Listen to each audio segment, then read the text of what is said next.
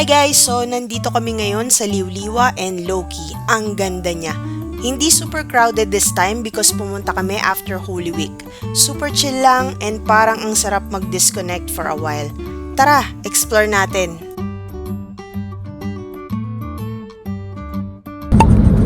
So guys, papunta na tayo ng Victory Liner Cubao ngayon. So doon tayo sasakay ng bus going to Iba, Zambales. So magiging travel time natin from Cubao going to Iba, Zambales is mga around 5 to 6 hours. So nakita ko na yan sa Google Map. So kung alis tayo ng mga 7 a.m. doon, estimated darating tayo ng mga 1 p.m. So tama-tama before check-in mga 2 p.m. So let's go!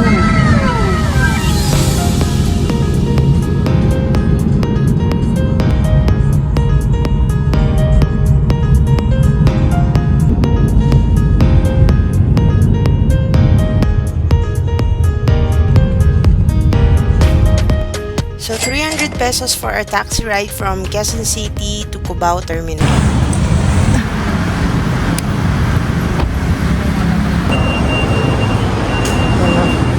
So guys, nandito na tayo sa Victory Liner ngayon. Punta tayo doon sa online booking redemption. So Miss, meron po kami booking for 7 a.m. going to Iba, Zambales. Express po, papuntang bangko. Kailangan niyo yung wait lang.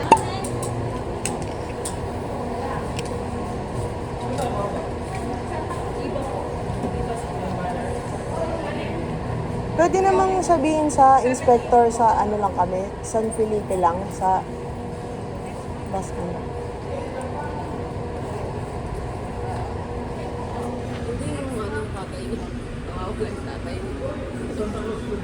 So we paid 1,330 for online booking of 2 tickets express going to Iba, Zambales. So guys, nagbaon kami ng breakfast. So ito, nagbaon kami ng breakfast. Hotdog at saka bangus. So guys, nandiyan na yung bus papuntang Iba. Ayun o.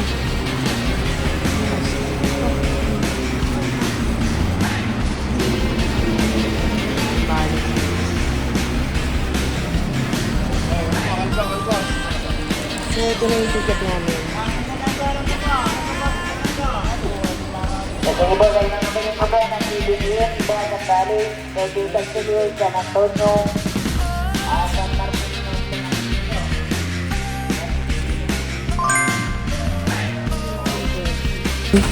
1, 2, 3, 4, 5 dito tayo. The seats are very comfortable, they are very soft, and you can sleep for the entire trip. Dumating na yung bus, exactly 7 a.m. siya dumating. So, inaantay na yung mga ibang pasahero at aalis na tayo. So, magre-relax muna kami at matutulog. Then, update ko kayo later. It's 7:08, so aalis ang bus natin probably 7:10.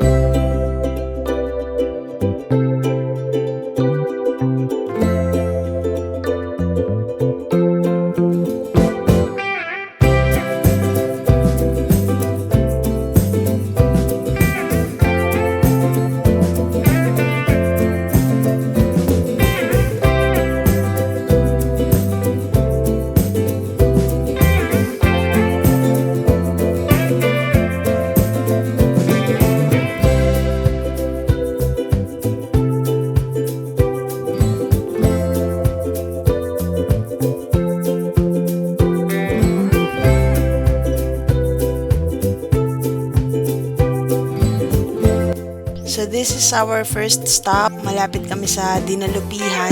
So dito muna kami mag-CR break.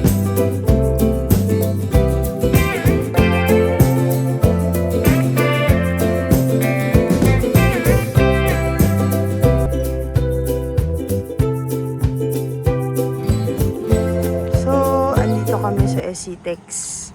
Pabalik na kami. Ayun yung bus namin. So, I think mga 2 hours na lang, ando na kami sa Iba, Zambales. So, kailangan maglakad-lakad. Baka magka-DVD kami.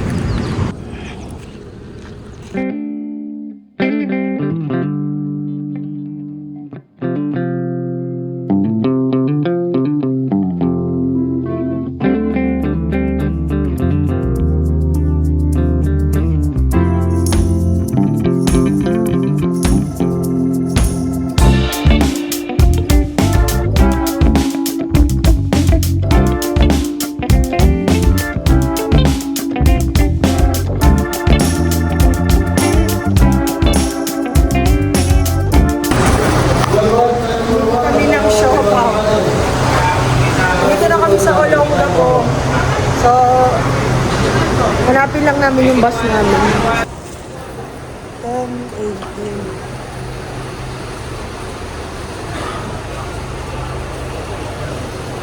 Yun. Oh. 10:18.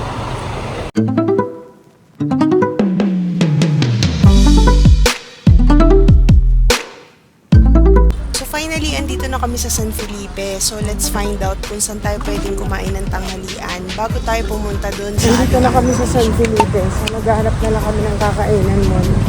Guys, ito yung palengke ng San Felipe. So dito yung pinaka-landmark before tayo pumunta doon sa ating resort. So kakain kami dito sa palengke ng San Felipe. Wala palang Jollibee dito at saka McDo. Kaya dito tayo sa Carinderia. Try natin yung mga food nila dito. Ito guys yung mga pagkain nila ate. Sarap yung mga pagkain nila ate. Ayan, ito may isa. Oh, sarap. Ayan, bagong luto guys. Naubos sa kasi. So kung mapupunta kayo dito sa San Felipe guys, dito kayo kumain sa palengke. Sa Gasmin. Gasmin Eatery. Si Aling Gasmin. Kayo po ba si Ate Gasmin? Ito ang aking chef. Opo. Gano'ng katagal na po itong ano nyo, Carinderia? 1994 pa. Wow! Ang sarap ng mga pagkain nyo, ate. Kami na Opo. po dito. Ito po, Thai part. Yan.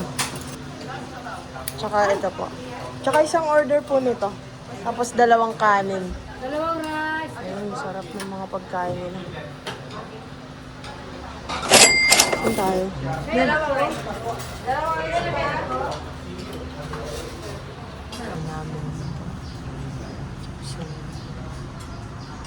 Order po ng 2 Sprite. May Sprite po kayo? 2 po. Saan tayo guys?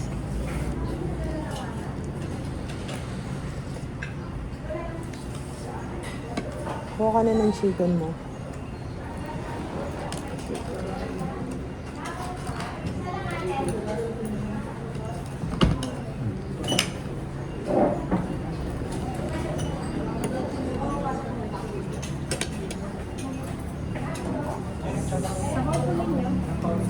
Nandito kami sa Gasmin. Gasmin Eatery. Sa sabaw. Ayun. Dalawang rice. Fried chicken.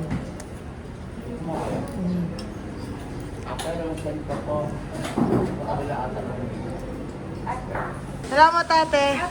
Kuya, sa may Santo Niño, sa may Luna and Sol. Magkano?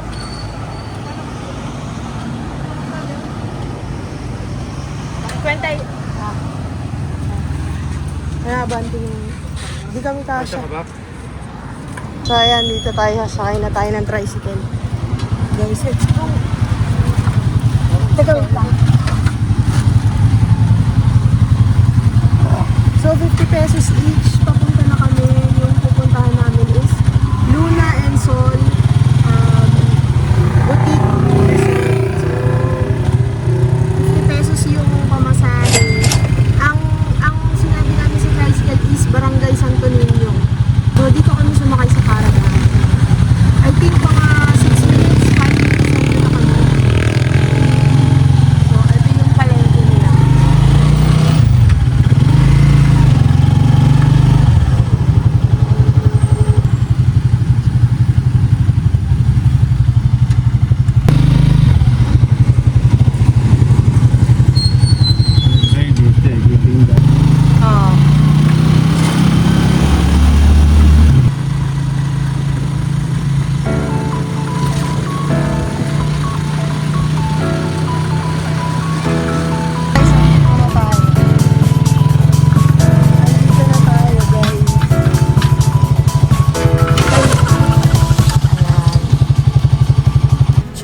guys, andito na tayo sa Liw-Liwa.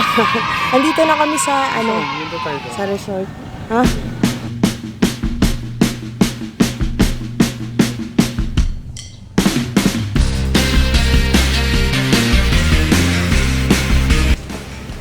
So we arrived.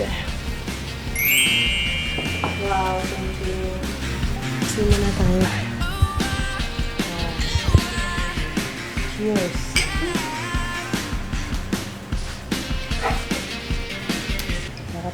So, we're trying to check in na guys. So, ganito yung process ng pag-check in sa kanila. So, meron tayong scan na QR code. So, ito. So, para makapag-check in. So, guys, ang kinuha nga pala namin is yung Gypsy Hut. So, which is for 2 adults. So, we're going to stay there for 2 nights. At ang total na binayaran namin is 7,840.71. So guys, ito yung room namin. 4 person. Let's go.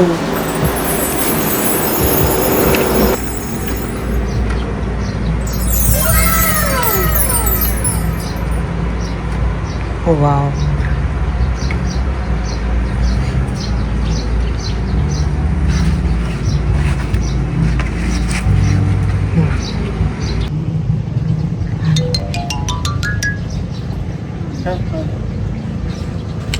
Guys, andito tayo sa Luna and Sol Beach Resort. So, i-try natin i-check yung beach side nila.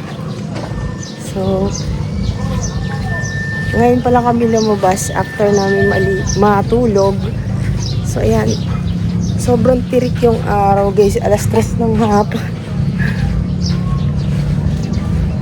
So, ito guys.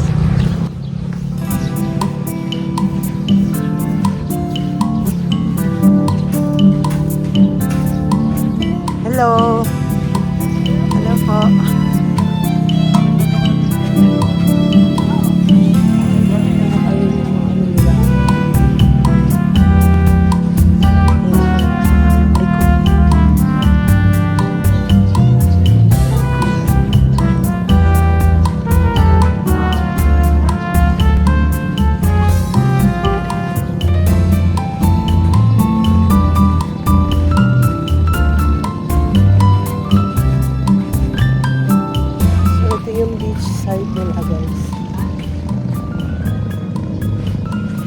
Beware of jellyfish. Ayan. Beware, jellyfish season is on. Swim with care. Lifeguard on duty.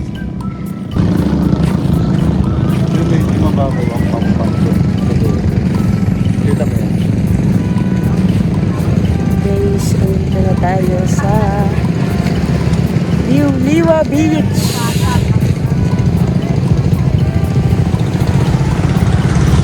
Guys.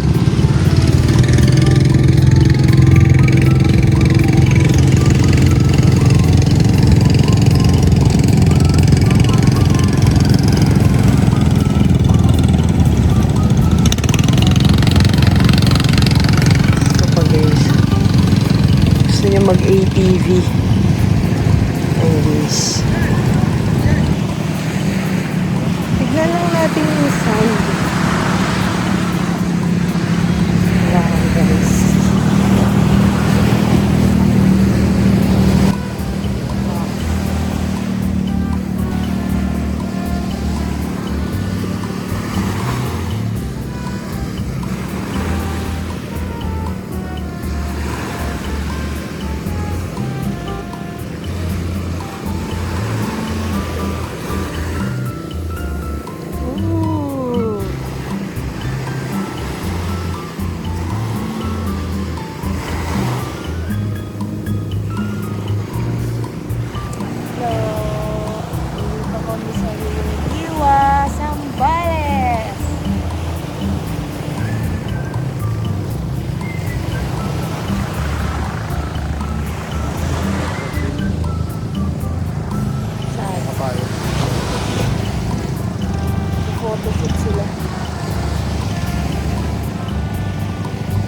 Ayun, mahal oh.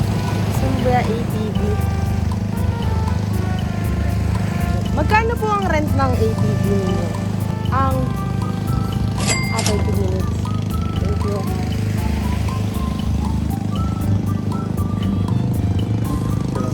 Hours ahead. So, ayan. Luna and so. Scramble, kuya. Yung ba yung binabaliktad, kuya? Wow! Super init. Kuya, may tanong ako. Saan ba may narerentan dito ng bike o di kaya ng motor? Ano po bang klaseng? Yung ano lang, yung matic na motor o di kaya ano, bike na ano, Japanese bike. Wala pong bike ng pero mga ATV po. Ganun po yan. ATV. Okay. Motor naman, mga enduro. Yung mga pan-tricycle? Hindi po, yung matataas na motor.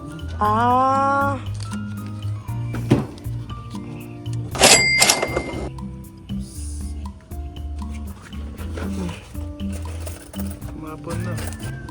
Thank you.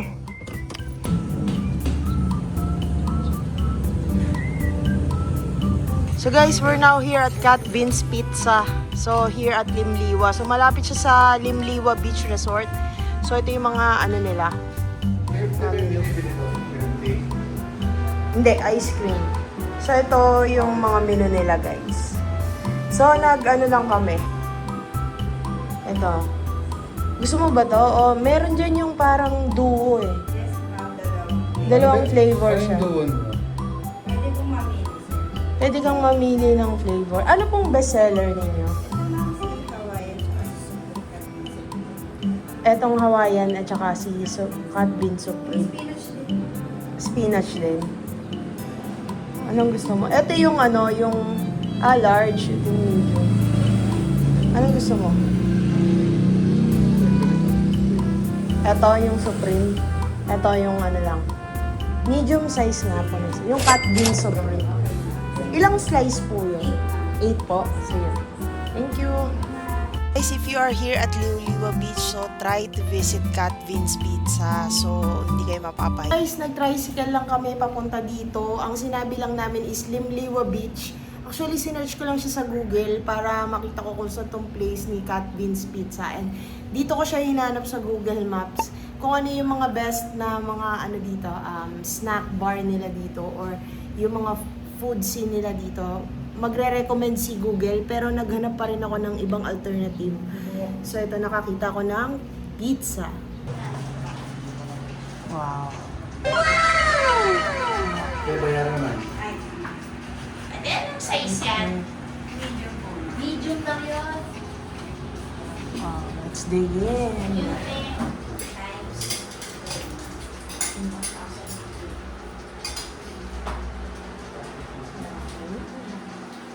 Ate, pa-order po. Ay, kuya ba? Ba't na po na ano?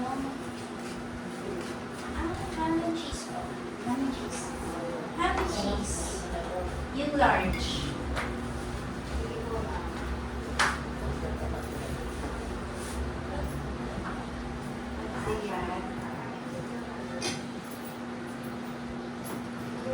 So let's try the pizza, guys.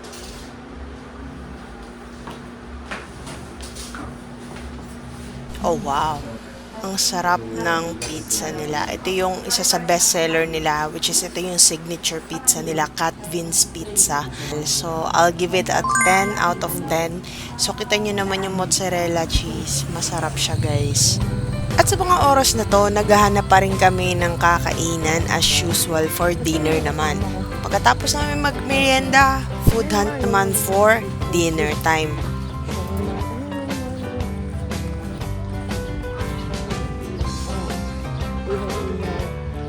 Ano yun? Ayun, nakapicture na.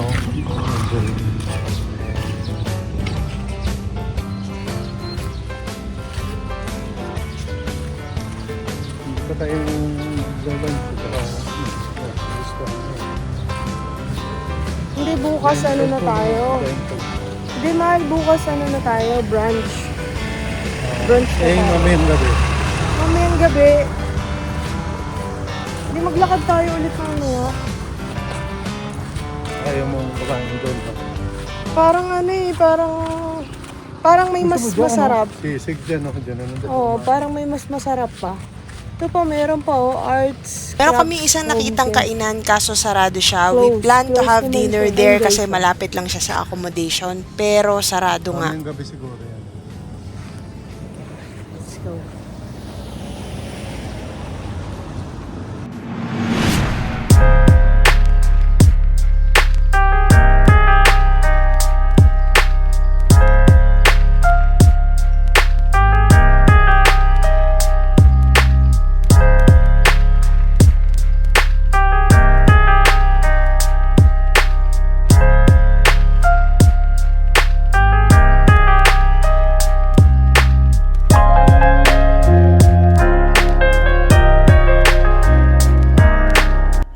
So ayun guys, change of plans tayo today. Hindi na kami lumabas and nagstay na lang sa hotel. So we ordered the K-pop bowl sa kanilang menu. Pero honestly, ang sarap din pala ng ganito. Chill lang, kain, pahinga, and just enjoying the moment. If you made it hanggang dulo, thank you so much for watching. Don't forget to like and subscribe and see you sa next vlog. Adios!